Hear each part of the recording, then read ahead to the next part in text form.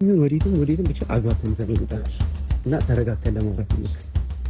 አብርሽ እንዴት ነህ? ደህና ነህ? ወንድም እንዴት ነህ? እንዴት ነህ አብርሽ? ምን ብቻ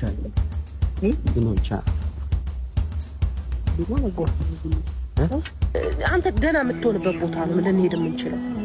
ወደ ራስህ ማስታወስን የምትችልበት ቦታ ነው ልንሄድ የምንችለው እንጂ አሁን እንዲህ በላቸው አላሉህም? እስቲ ንገረኝ። በራስህ ነው ሁሉ ነገር የምትነግረው የምትለን አይደለም አይደል እኮ። ይሄ ማለት እኮ ደህና አይደለህም ማለት ነው። አንተ በፊት ግን ሰው እኔ እንኳን አብርሽ ይሄ ነገር ልክ አይደለም ስል እህቴ እንዲህ ነው ብለህ እኮ ነው የምታስረዳኝ ሌላ ቀን እንጂ እነሱ እኔ ያልኩህን ለሌላ ሰው ሄዳ አትልም። አሁን እነሱ ያልሁህን ለእኛ የምትል ከሆነ ልክ አይደለም ማለት ነው።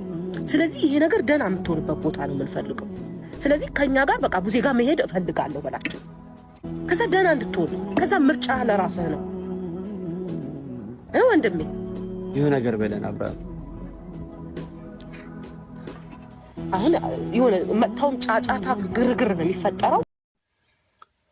አብርሽ ወደ ጸበል ቦታ ለመሄድ ተስማማ። አንደኔና ቡዜ አግኝተውት ነበር።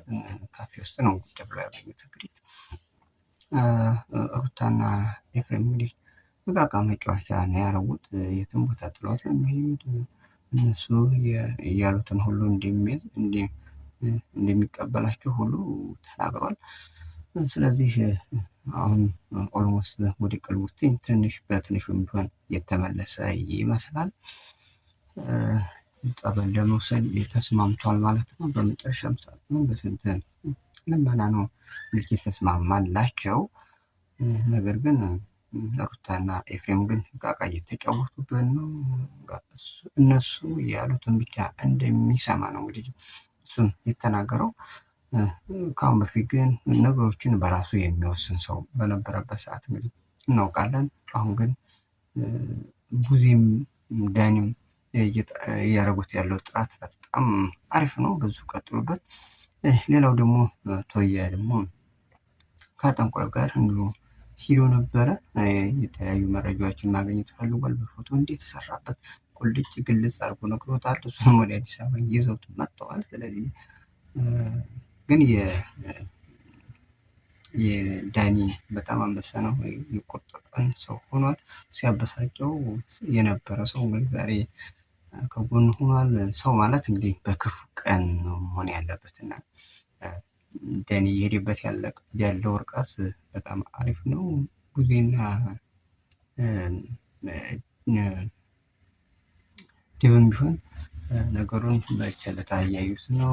ልጁ ምን እስከሚሆን እንደሚጠብቁ አላውቅም። በዛ ልክ እየሄዱበት አይደለም።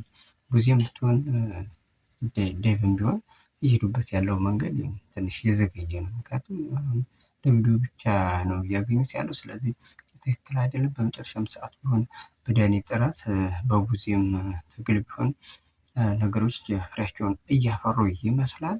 ወደ ጸበል ለመሄድ ተስማምቷል። ሀሳቡን ካልቀየረ ዛሬ እንግዲህ 12 ሰዓት እንደሚገናኝ አሳምነውታል። ነገሮችን ዳኒ እያስረዳው ነበረ። ከአሁን በፊት ሲያደርጋቸው የነበረው በራሱ ፍላጎት ልጁን የሚያጫውተው ሁሉም ነገር በራሱ ፍላጎትና ፍላጎት ብቻ ነበር። አሁን ግን በሶስተኛ ወገን ሩታና በወንድሙ ኤፍሬም አማካኝነት እንደሚዘውሩት ለማስረዳት ሞክሯል። እሱም ያን ተቀብሏል። እነሱ ያሉት ቁጭ አድርገውት ነው እነሱ ወደ ፈለጉበት ቦታ ቢሆን የሚሄዱት። መኪናውን ራሱ ወንድሙን የሚያሽከረክርለት አድርግ ያሉትን ነገር ነው የሚያደርገው። ከዛ ውጭ በራሱ የሚያደርገው ነገር ስለሌለ በአፋጣኝ ሊደርሱለት ይገባል። ቀይ መስመሩን ከሳተ አእምሮ የሆነ ነገር ከገባ በኋላ መመለስ በማይችልበት ደረጃ ከደረሰ ምንም ጊዜ ማባከን ነው የሚሆንባቸው። ከዚያ በኋላ በምንም ተአምር ሊመለስ ስለማይችል አሁኑ ነው ጊዜ ሳያባክኑ መሄድ ያለባቸው። ዳኒም እየጣረ ነው። ነገር ግን ኤፍሬም እንግዲህ ሩታና አብርሽ ወደ ውጭ ሊሄዱ ነው የሚል ነገር ቪዲዮ ለቋል። እሱ ምን አይነት አስተሳሰብ እንዳለው አላውቅም። ኤፍሬም በዚህ ልክ በወንድሙ ላይ የሚያሰራው ነገር በጣም የሚያሳዝን በጣም ሌሎች ያልተወለዱ ሰዎች እነ ቶፋና ሶፊ ብዙ ጥረት እያደረጉለት እሱ የተወለደው ግን በክፋት እያየው ነው። የተሰራውን በፎቶ ነው። ለፎቶን አንጡልኝ ብሏል ጠንቋዩ። ስለዚህ ሰውዬም እያፈላለገ ነው እንግዲህ የተሰራበትን ፎቶ። በመጨረሻ ግን ምን ይሆናል የሚታይ ይሆናል። ቤተሰቦች ለማንኛውም የአብርሽ ጉዳይ ግን በጣም ከበድ ያለ ደረጃ ላይ ደርሷል። ጸበልም ከሄደ እንግዲህ ሌላም ቦታ ከሄደ ሕክምናም ከሄደ በሕክምና እንኳን እንዲህ አይነት ነገር ለማገገም በጣም ከባድ ነው። ነገር ግን ሃይማኖቱ ቦታ ላይ ከሄደ ግን መለፍለፉ ስለሚኖር የተለያዩ መረጃዎችን ያወጣል። በዛ ጊዜ እንግዲህ ያደረገውን ሰው መተዛዘብ ነው የሚሆነው ማለት ነው። ቤተሰቦች የኤፍሬም ነገር ግን በጣም አስገርሞኛል። ሰዎች እንዲህ ጥረት እያደረጉ እሱ ጭራሽ ከሀገር ለማስኮብለል ነው ሀሳቡ። ከሩታ ጋር ምን የዚህን ያህል ነገሮችን ክሎዝ አድርጎ የሄደበት ምክንያት ባናውቀውም ከወንድሙ በላይ ከስጋው በላይ ማሰብ የለበትም ወይ? ያልተወለደው ሰው በዚህ ልክ ከተጨነቀ እሱ አለመጨነቅ ምን ማለት ነው? በዚህ ልክ ወንድሙ እንዴት ሊጨክንበት ቻለ? ከአሁን በፊትም ብዙ የትን ነበረ አንተ ጨካኝ ነህ። በሆነ ሰዓት ማሳሰሯቸው ስለነበረ ሄርሜላ ጠፍታ ማለት ነው።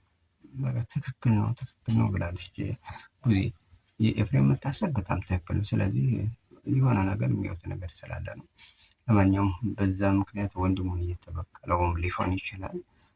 ለማንኛውም የአብርሽ ጉዳይ በጣም አሳሳቢ ደረጃ ላይ ደርሷል። ቶሎ በጊዜ ፈጥናችሁ አንድ ነገር ማድረግ ይገባችኋል። ፋዘሩም እየሰማ አይመስልም ጋሽዬ ከአሁን በፊትም ከሱ ጎን አይጠፋም ነበር። አሁን ግን ቤተሰቦቹ ሊያውቅ ይገባል። ዳኒ የቆርጥ ሰው ቀን ልጅ ሆኗል።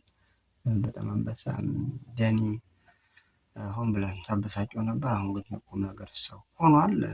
እንዲህ የሚሳካላችሁ ተስፋ አደርጋለሁ። ሀሳቡን ሳይቀይር ይዘውት ከሄዱ የተለያየ መረጃ ይወጣል ብዬ አስባለሁ። ለማንኛውም በጉትጉትም ቢሆን በጭቅጭቅም ቢሆን በመጨረሻ ሰዓት ተስማምቶላቸዋል። እንግዲህ ይዘውት ይሄዳሉ። ጸበል ነው በእርግጠኝነት የሚሆን ገዳም ነው የሚወስዱት። ከዛ በኋላ ተፈውሱ አገግሙ የምናገኘው ይሆናል። ቤተሰብ በያላችሁበት ሰላማችሁ ብዝት ይበል። ቪዲዮውን ላይክ እና ሰብስክራይብ እያደረጋችሁ ቤተሰብ መሆን ይቻላል። ለዛሬ ያለኝ ጉዳይ ይሄ ነው። በያላችሁበት ሰላማችሁ ብዝት ይበል። የአብርሽንም ጤና ይመለስ የሚል ምኞቴ ነው። በያላችሁበት ሰላማችሁ ብዝት ይበል። ባይ ባይ ቻው።